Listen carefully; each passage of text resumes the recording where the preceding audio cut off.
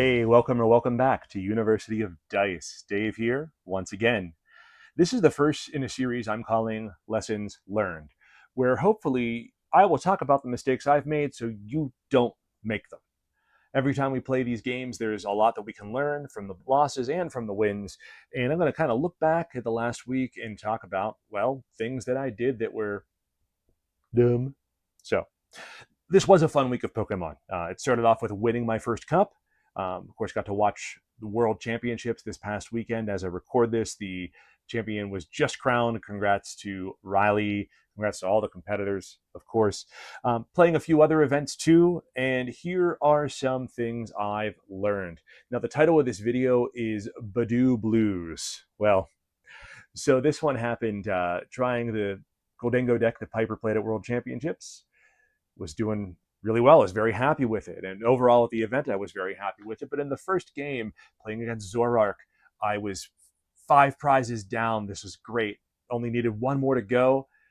I had all my energy in the discard pile, and I got the dude. I had no way to recover energy. I had nothing I could do. I was item locked. And at a certain point, we just compared deck sizes, and I was 1 card less than him. What are you going to do? Them's the break sometimes. The thing is, I had an opportunity to keep an energy in my hand, or at least it could have gone through the deck if it was Ionoed. I could have got that, Cypher Maniac's code breaking, or whatever else. So I had the capacity to make a different choice and win the game. I just didn't. So lesson learned, if you're item reliant, leave yourself an out for Budew. In my case, that was just like play it just a little bit differently. Your mileage may vary with your deck. The next lesson, check your deck list before the event starts. So started off the week, won a cup, played Grimmsnarl, a lot of fun. It's great, was very happy. It was my first cup, of course, just having started play last October. Had a couple challenges, second in a couple challenges, second in a couple cups. First time that I won a cup. That was great. I was thrilled. So I went to another cup. I printed my list. I went. It was fine. Game 1, I won. But I had a sinking feeling about my deck. I was worried that there was a discrepancy between the deck I had and the list that I printed. So I went up to the judges and said, hey, can I see my list? I'm worried about an error. And it turned out, yeah. There was a change I was thinking about with the number of Night Stretchers, Counter Catchers. It was 2 to 1, 1 to the other. I had it on the sheet one way. I had it in my deck the other way. So that was a game lost for round 1, rightly so. That was the appropriate thing. I should have checked. And that just kind of messed with me the rest of the way. Round 2 never got off the ground because we bricked, son. And that's just that. So I always print out my sheets. I don't like handwriting them. My handwriting is messy. I've been back and forth on this change. Like I said, I should have checked. And the thing is, I almost always check. Before this happened, I would say I always check.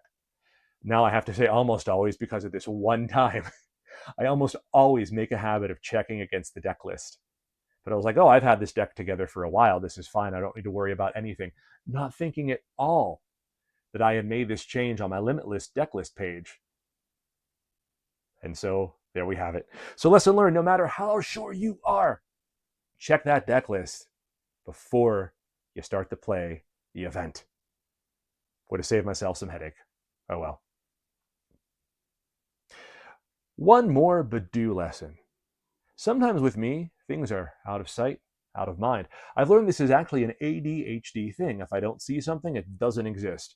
If I have a prescription that I'm supposed to take, let's say I'm on an antibiotic, and I don't have it sitting out on the counter, it's in the cabinet, I will forget that it's there. I will forget that it exists. I will forget to take it. In this case, there was a Budew on the field, hit me with Itchy Pollen. I'm item locked. Fine. My next turn, I knock it out with Monkey Dory, Adrena Brain. Cool, fine. Now that it's not on the field, I am not thinking about it at all. Out of sight, out of mind. So with the Budew off the board, the whole idea of item lock 2 left my brain. So I played a nest ball and started to search. My opponent, of course, stopped me, but I'm already in the middle of my deck. Lucky for me, I had another non-item search that I could play. I had the Spike Myth Stadium out. So I was able to do that to make the play kind of legal and just put the nest ball back in my hand, and that was fine. So I had that out. Thank God I had that out, or else I would have been hosed, because this was the cup that I won. So it did make the sequence less optimal for sure, but at least I got to stay in the game and play it all out and make it work.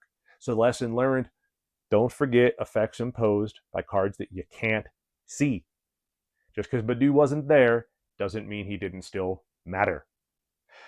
I've seen some people using tokens to indicate item lock or some other state like that. Maybe I should do that.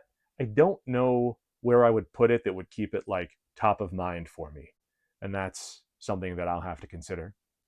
Anyway, what have you been learning in your games lately? Let me know down in the comments, and I will see you again on University of Dice. We're definitely doing more of these. Take care. Bye.